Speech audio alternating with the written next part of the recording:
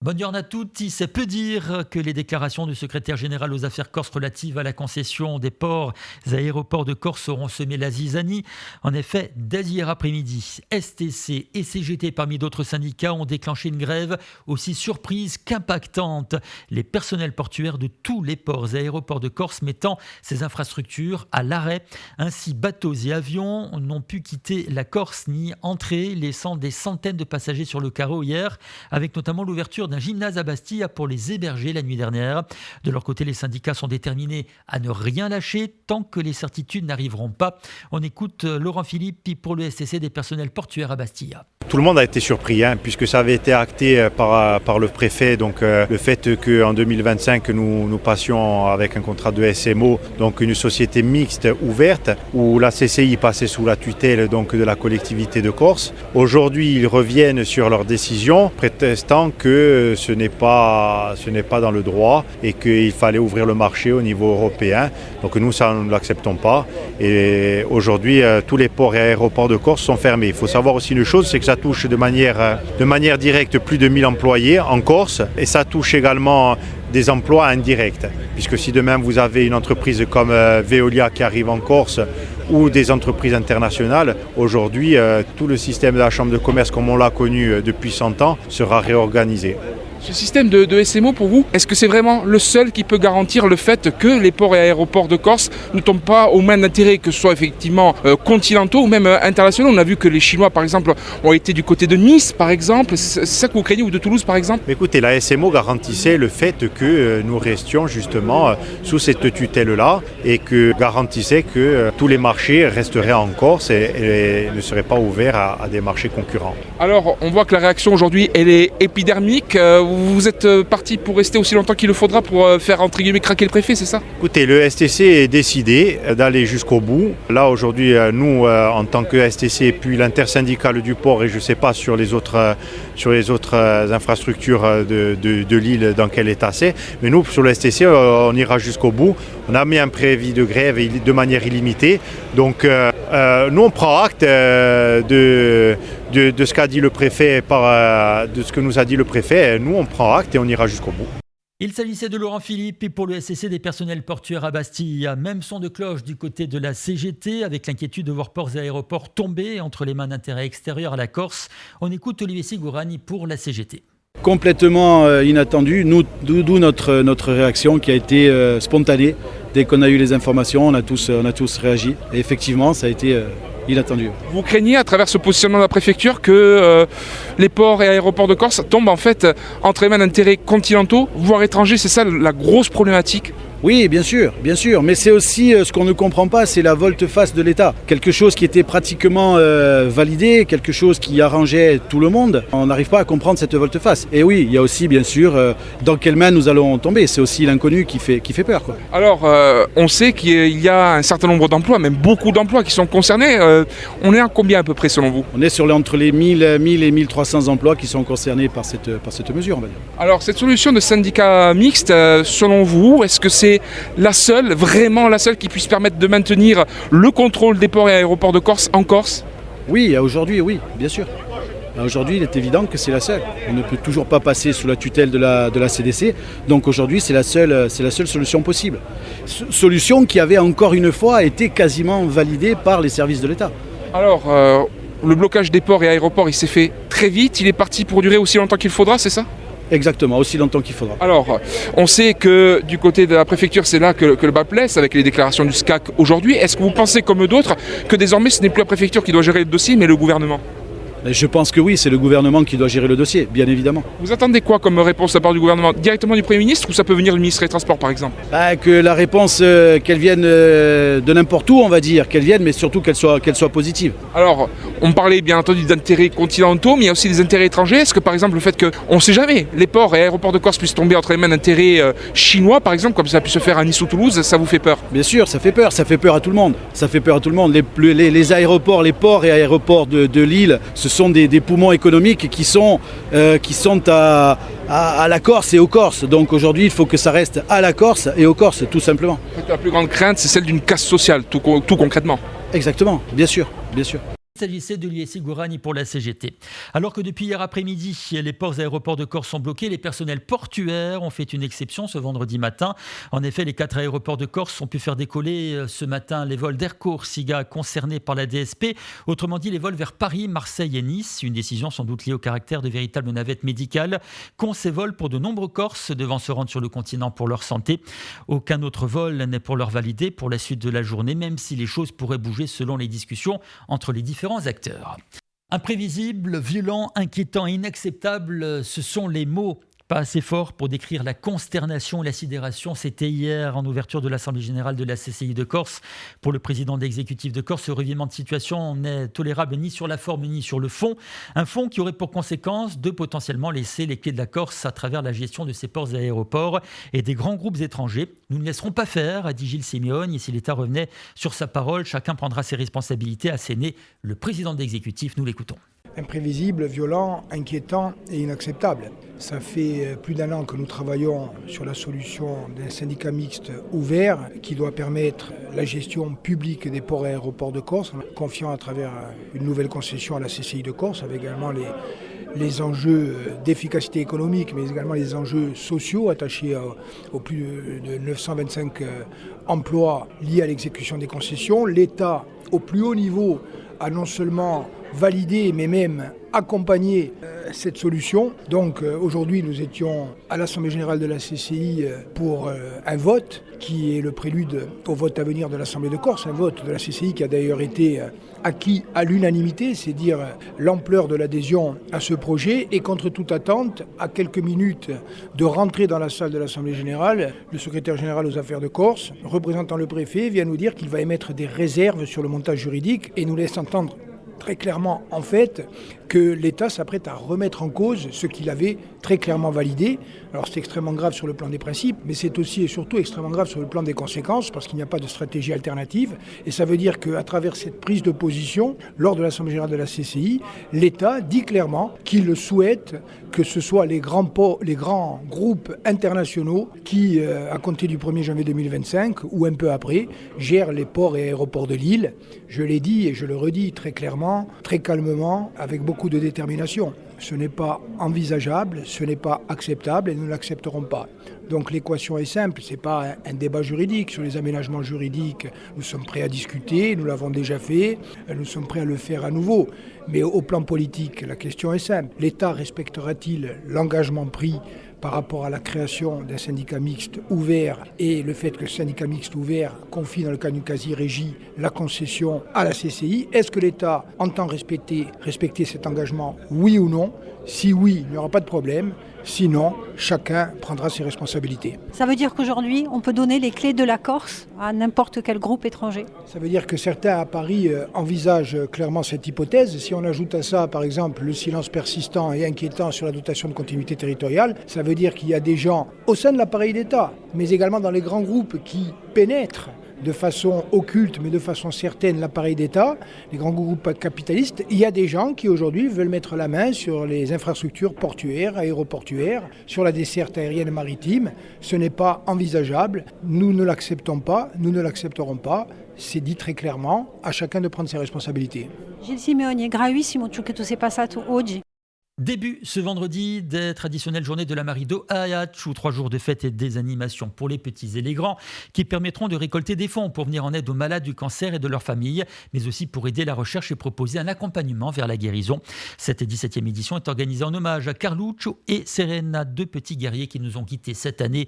On écoute Catherine Herrera, présidente de la Marido. Une édition chargée d'émotions puisqu'on a souhaité la faire et la construire en hommage à nos 2 petits guerriers, Carluccio et la petite Serena, qui nous ont quittés au printemps dernier. Voilà, une façon de les garder avec nous et de leur rendre hommage et d'entretenir le souvenir. Les mamans seront là, toutes les 2, avec le petit frère ici, notamment pour le défilé de mode. Donc voilà, ils seront là. On a la chance d'avoir la très belle Laetitia Duclos, notre Miss Corse 2016, et à travers elle, toutes les Miss et le comité Miss Corse qui sont à nos côtés depuis toujours pour organiser ce défilé de mode et pour s'engager. Parce que derrière ces belles personnes physiquement, il y a aussi des femmes engagées qui portent des valeurs, nos valeurs. Donc on a voulu leur rendre hommage et puis on va accompagner évidemment notre représentante Sté, là, au nouveau défi de Miss France bientôt. Et puis un sacré guerrier, Eric Schneider, le président de l'association Guéri d'un cancer, qui a lui-même dû affronter un cancer. Et puis son petit garçon ensuite, Théo, 3 ans et demi, a une tumeur cérébrale. Ils ont tous les deux survécu et aujourd'hui il court.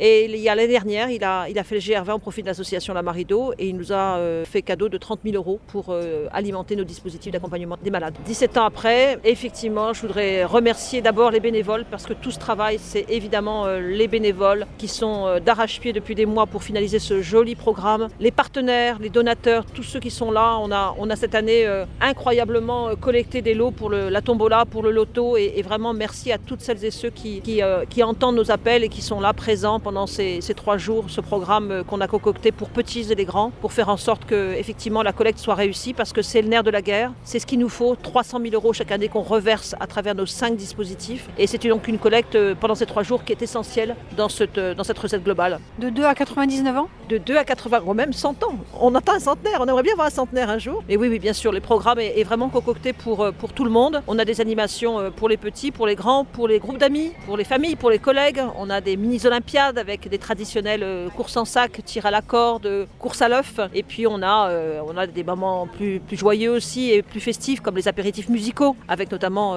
vendredi soir, en ouverture après l'inauguration, 2 groupes féminins pour acter de l'ouverture d'Octobre Rose, Elsa Co et les Disco Queens qui viendront donc animer l'apéritif musical juste avant le veau à la broche qui nous est offert par les frères Flory de Corté. Et puis ensuite un très très joli concert, un magnifique concert avec différents groupes et notamment Canta bien sûr et Avoce et Diagravone qui se sont unis pour chanter ensemble en hommage à Carlucci puisque vous le savez ce groupe a écrit une chanson à Te Carlucci qu'ils chanteront bien évidemment ensemble, tous ensemble.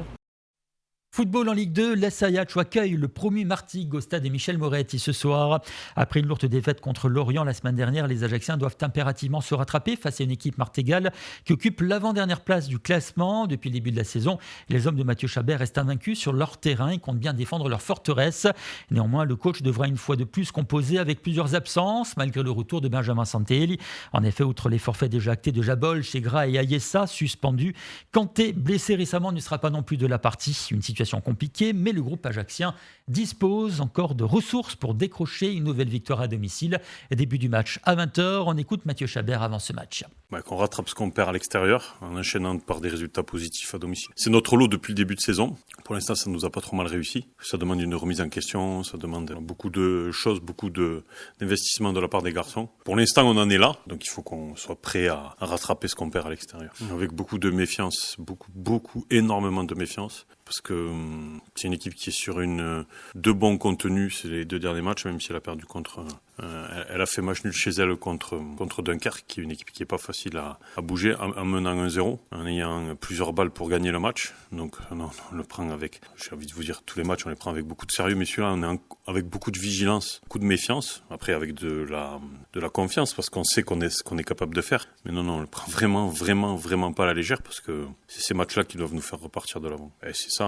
Moi, c'est pas un match piège. Voilà, c'est Martigues, ils sont pas moins forts que nous, ils sont pas, c'est une équipe de Ligue 2. Et tous les matchs de Ligue 2, ils sont compliqués. Quand on joue Lorient ou Martigues, c'est la même chose. On sait ce qu'il faut mettre à l'intérieur pour être performant. Donc, non, on a coché avec une croix ce match parce que il marque la fin d'un bloc. Après on est en une trêve internationale, donc non, aucun relâchement, on est vraiment focus sur faire un gros match demain parce qu'aujourd'hui on capitalise pas à l'extérieur, donc à domicile il faut qu'on soit intraitable. Pas forcément, pas encore, mais j'ai beaucoup de regrets de ce match, sur le match de Lorient. Parce que je pense qu'on a fait 15 très bonnes premières minutes, qu'on a énormément bien résisté en étant très incisif à 10. Et si on nous permet d'être à 10 contre 10, je pense que le résultat il est pas comme ça. Donc beaucoup de regrets, beaucoup de frustration par rapport à ça. Parce que on commence à voir ce qu'on veut voir. On est dans la lignée de ce qu'on doit faire pour être performant. Savoir être une équipe qui va chercher haut, qui est actrice de ce qu'elle fait, qui s'installe dans le camp adverse, qui essaye de récupérer le ballon le plus haut possible. On a super bien fait les 15 premières minutes contre Lorient.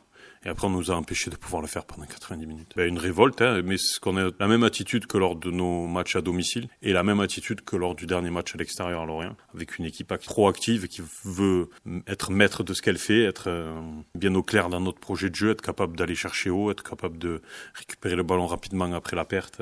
c'est ce qu'on aimerait voir et c'est ce qu'on espère voir demain. Si la situation des transports en Corse le permet, le SCB 8e du championnat de Ligue 2 se rendra ce soir à 20h sur le terrain de Pau 11e dans le cadre de la 8e journée. Un déplacement compliqué chez des Palois qui ont gagné leurs 3 premiers matchs à domicile et qui n'ont encaissé aucun but. Toutefois, Benoît Thévenot, l'entraîneur Bastia, aborde ce déplacement avec l'ambition de donner du fil à retordre aux Palois et l'envie d'être la première équipe à inscrire un but là-bas. Côté groupe, Guevara, suspendu, est remplacé par Doumeguid, qui fait sa première apparition depuis le début de la saison dans les 18 joueurs convoqués après une succession de blessures. On écoute Benoît Thévenot. Les enseignements, c'est qu'on était vraiment pas loin quand même de prendre 2-3 points supplémentaires. Voilà, j'ai été peut-être un peu sévère à la sortie du match parce que c'était mon ressenti de la tribune. Quand on revoit le match à froid, c'est un match que tu dois gagner, hein. Ça doit te terminer 4-2, 5-2, parce qu'à part l'occasion de Djoko le poteau, il n'y a rien du côté d'Annecy. Et nous, on rate des grosses occasions, que ça soit contre Dunkerque ou Annecy, même si la marge de progression est encore importante par rapport à ce qu'on peut faire. Je pense qu'en 2-3 points en plus, on aurait pu les avoir. Maintenant, si on les a pas eu, c'est que il y a eu certains manques. Voilà, il faut bien terminer à Pau demain pour passer une trêve internationale tranquille. Ouais, je m'attends à un match compliqué. Ils mettent beaucoup d'énergie, beaucoup d'engagement. Ils ont de l'enthousiasme, une forte qualité offensive. Ils se créent beaucoup d'occasions. Toutes les équipes qui se déplacent là-bas ont été mis sous pression. À nous de gagner le rapport de force et de les embêter dans leur construction. Voilà, c'est une équipe vraiment intéressante dans ce qu'ils font, notamment offensivement, avec des bons tireurs de coups de pied arrêtés, très performants dans leur transition, et avec des joueurs offensifs qui font mal avec de la vitesse, plus Boutaïb qui a un joueur d'expérience et qui joue parfaitement son rôle dans cette équipe. Donc voilà, il va falloir un bon Sporting demain pour ramener quelque chose. Non, la motivation elle est au quotidien, elle est tous les vendredis. La motivation, c'est de faire le meilleur championnat possible. Aujourd'hui, on doit remettre la marche avant. Voilà, on doit ramener 2 points de Pau pour être dans les zones où on veut être, tout simplement. Maintenant, voilà, ça sera notre 8e match. Voilà, à la sortie de ce 8e match, on aura quand même une tendance de ce qu'on peut faire cette saison, même si le championnat il est très très long, si les dynamiques elles peuvent s'inverser très très vite. Aujourd'hui, sur cette match, on n'a perdu qu'une fois. Maintenant, il faudra qu'on soit bon pour ramener quelque chose de Pau parce que c'est une belle équipe. Par rapport à moi, ça va changer quelque chose parce que je vais beaucoup mieux vivre le match. Voilà, par rapport aux joueurs, je sais pas, mais c'est sûr que moi, ça me pénalise beaucoup d'être en haut à titre personnel. Voilà, sincèrement, après l'équipe, je sais pas si ça impacte, mais ça va me soulager d'être sur le banc. Ouais. Il y a plusieurs choses sur la motivation. Moi, je suis pas trop dans la motivation. Je suis pas trop dans l'émotion, moi. Je vais pas chercher la tata qui est malade, le tonton qui s'est cassé la jambe. C'est pas trop mon truc. Maintenant, c'est des choses qui marchent aussi. Il faut savoir le faire, mais je sais pas trop le faire. Non, moi je reste sur le réel. Je reste sur le foot, mais pour moi l'aspect mental, l'engagement mental, il est primordial. Il est primordial et c'est une part très très importante de la performance le jour même, mais c'est surtout sur la durée. C'est ce qui est le plus difficile de garder l'engagement mental sur la durée, encore plus que la performance athlétique pour moi. Alors, sur les 2 derniers matchs, le Sporting a encaissé 4 buts, soit autant que depuis le début de la saison. Quel a été le travail cette semaine pour essayer de rectifier tout ça, sachant que Juan José Guevara ne pourra pas être là puisqu'il est suspendu? Ouais, après on a pris très peu de buts en concédant un peu plus d'occasions au départ. Et là, on concède très peu d'occasions et on prend beaucoup de buts. Donc, on a revu tout ça en vidéo. À un moment donné, quand Johnny nous sauve la face, c'est performance individuelle, c'est l'individualité qui nous fait prendre des points. Quand on est un peu moins bien, c'est au collectif de faire en sorte de subir un peu moins. Mais sincèrement, que ce soit Dunkerque ou Annecy, on ne peut pas dire qu'on ait subi énormément d'occasions, surtout contre Annecy où je le dis encore une fois, par le poteau de Djoko, il y a rien.